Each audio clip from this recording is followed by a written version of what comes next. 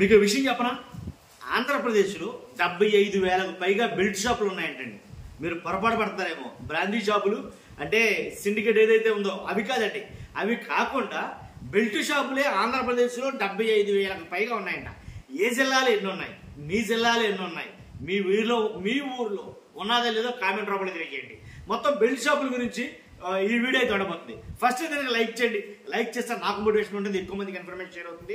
అంతేకాదు, మీ ఊర్లో belt shop ఉందా లేదా, మీ మండలంలో బెల్ట్ షాప్ ఉందా లేదా, మీ నియోజకవర్గంలో బెల్ట్ షాప్ ఉందా లేదా అనేది కామెంట్ చేయండి. మనకి రాష్ట్ర వ్యాప్తంగా ఎన్నో ఆటోమేటిక్గా మనకు ఒక అంచనా వస్తుంది.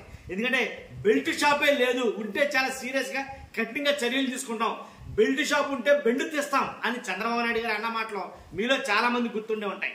కానీ నిజంగా చంద్రబాబు నాయుడు గారు బెల్ట్ షాపుల మీద బెండు తీస్తున్నారా లేదా, అసలు బెల్ట్ షాపులే లేవు మొత్తం తీసేస్తామని అన్నారు.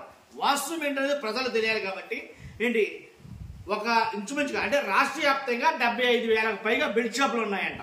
కాబట్టి ఇది ఎంతవరకు ఏంటనేది చెప్తాం. ఇంచుమించుగా ఈ బెల్ట్ షాపులు ఉండటం ఒక ఎత్తు అయితే కనుక, ఊరూరా బెల్ట్ షాపులు ఉండటం ఒక ఎత్తు అయితే, ఆ బెల్ట్ షాపుల్ని వేలంలో పాడుకోవడం అదొక ఎత్తు. నిజంగా వేలంలో బెల్ట్ షాపులు ఎంత దాకా వెళ్తున్నాయంటే 1 లక్ష నుంచి 9 లక్షల వరకు వేలం పాటకు అయితే కనుక బెల్ట్ షాపులు వెళ్తున్నాయి. నిజంగా నకిలీ ఎంత దారుణంగా అంటే 1 లక్ష నుంచి 9 లక్షల వరకు బెల్ట్ షాపులు వెళ్తున్నాయంటే, అంత దారుణంగా పాడుకోవడానికి, అంత డబ్బులు ఎక్కువ పెట్టి పాడుకోవడానికి కారణం ఏంటంటే, మరి అంత ఆదాయం వస్తుందా?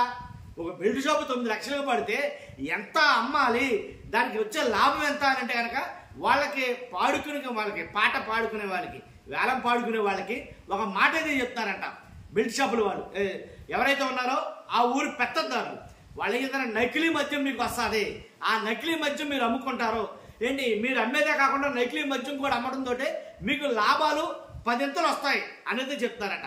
దానివల్లే 1 లక్ష నుంచి 9 లక్షల వరకు ఏంటి వేలం పాటల్లో బెల్ట్ షాపులు కొనుక్కుంటున్నారంటే ఇది వాస్తవం.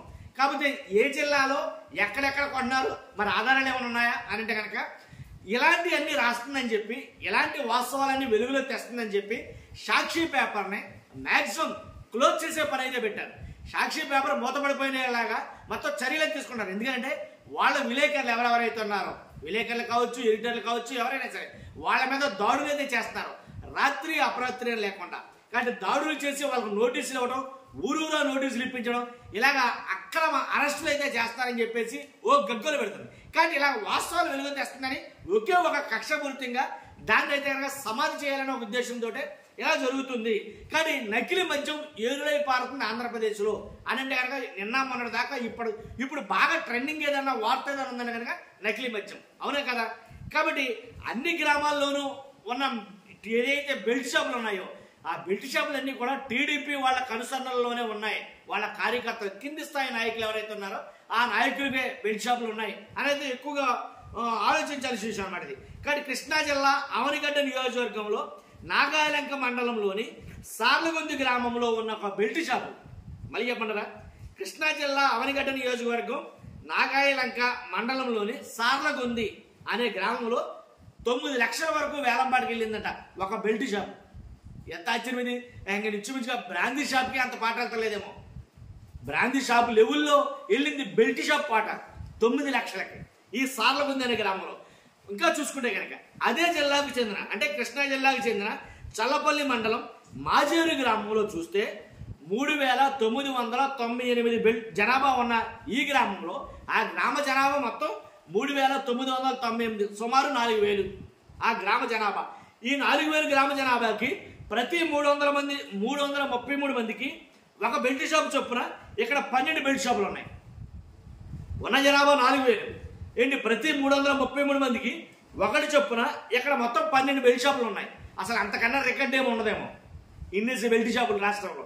కాబట్టి కృష్ణా జిల్లాలో చూసుకుంటే కనుక 1,589 బెల్ట్ షాపులు, కృష్ణా జిల్లాలో 1,589 బెల్ట్ షాపులు. ఎన్టీఆర్ జిల్లాలో 1,135 బెల్ట్ షాపులు ఉన్నాయి. కాబట్టి మీకెందుకు, మీరు పాడుకోండి, మీకు లాభాలు వచ్చే విధానం మేము కల్పిస్తాం. మీరు పాడుకోండి, ఎంతకైనా సరే పాడుకోండి. కాబట్టి మీరు అమ్మేదాన్ని పక్కన పెడితే కనుక నకిలీ మద్యం మేము సరఫరా చేస్తాం కదా, ఆ నకిలీ మద్యం మీదే మీరు లక్షలు గడించవచ్చు, కోట్లు గడించవచ్చు అనే ఒక కీ పాయింట్ అయితే కనుక వాళ్ళకి ఇస్తున్నారు వీళ్ళు, ఎవరైతే నిర్వాహకులు ఉన్నారో వాళ్ళు. కానీ ఈ రకంగా ఆంధ్రప్రదేశ్లో మద్యం ఏరులై పారుతుంది అనడానికి ఇవి కొన్ని సాక్ష్యాలు. కాబట్టి ఆల్రెడీ నకిలీ మద్యం ఫ్యాక్టరీలు ఏదైతే ప్లాంట్లు పెట్టి అమ్మేస్తున్నారో, ఉత్పత్తి తయారీ చూస్తున్నాం మనం. ఇబ్రహీంపట్నంలో కావచ్చు, ఇలాగ ప్లాంట్లు డంపులుగా బయటకు వస్తాయి మనం చూస్తున్నాం. కాబట్టి ఇవన్నీ టీడీపీ వాళ్ళ కనుసన్నల్లో నడుస్తున్నాయి అనేది ప్రధానంగా రాష్ట్రంలో చర్చ అయితే నడుస్తుంది. అలాంటి విషయాలన్నీ బయట పెడుతున్నారని సాక్షి ఏదైతే పేపర్ ఉందో, అలాగే ఛానల్ ఉందో, దాన్ని మొత్తం మూతపడిపోయేలాగా కొన్ని చర్యలు అయితే తీసుకున్నారని వార్తలు వస్తున్నాయి. మొత్తానికి ఏదైతేనండి వాస్తవం ప్రజలకు చేరాలి. కాబట్టి ఫస్ట్ మీరు అయితే కనుక లైక్ చేయండి.